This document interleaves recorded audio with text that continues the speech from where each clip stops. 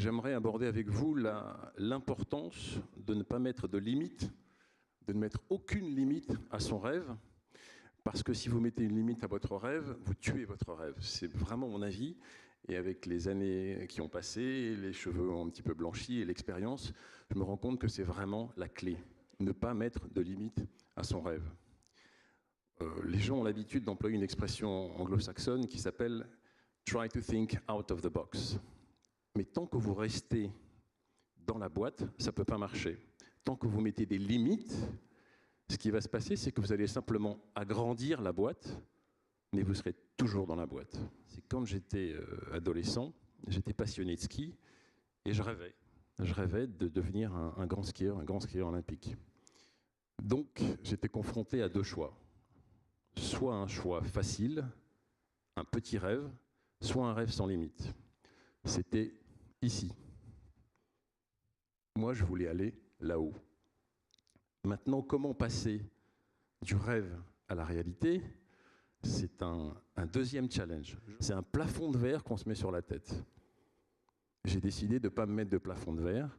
C'est pas possible. Tu ne pourras pas le faire. Bien évidemment, c'est possible. Et ça dépend que d'une seule personne, celle qui a choisi de réaliser ce rêve-là. Et ce qui compte, c'est lorsqu'on se retrouve confronté à un problème, à une difficulté, à une chute, entre guillemets. Ce qui est important, ce n'est pas tant la chute, c'est votre réaction face à l'adversité. Il faut avoir la capacité à se faire un programme pour aller vers ce sommet. À aucun moment de ma carrière, qui a duré quand même assez longtemps, je me suis dit non, j'aurais dû prendre le choix facile. J'aurais dû choisir autre chose que de vouloir atteindre un rêve impossible. Eh bien, de cette capacité à imaginer un futur pour vous sans limite, probablement, c'est ce qui va déterminer votre réussite ou votre non-réussite. Donc je pense que vous êtes une équipe, et cette équipe fait que vous allez être encore plus performant pour aller atteindre cet objectif.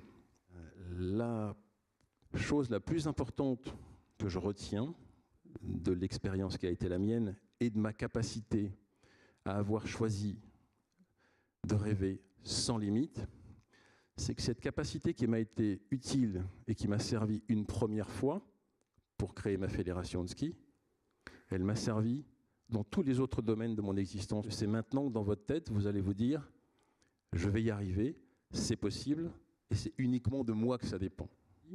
Et il faut mettre tous les moyens, toutes les ressources à sa disposition. Dans ces ressources, la première ressource, c'est vous.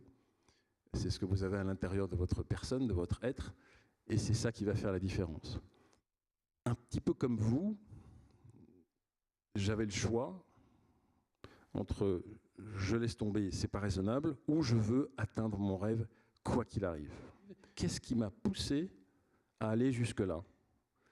Et je me suis rendu compte que cette force, cet élan qui a été le mien, je ne le devais qu'à une seule chose, au choix que j'avais fait quand j'ai eu 17 ans, de fixer mon objectif le plus haut possible. Merci encore.